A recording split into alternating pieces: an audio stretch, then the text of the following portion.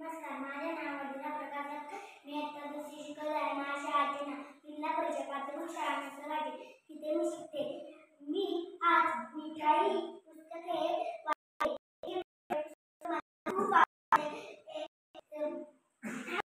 गाडं होतं त्याला कधीतरी त्याला गोड खायची इच्छा झाली होती. मग तिने आपल्या मित्रांना बोलावले. मित्रांनो, तुमच्यापाशी काय गोड असलं तर मला सांगा. मग मित्र म्हणतात असं म्हणतात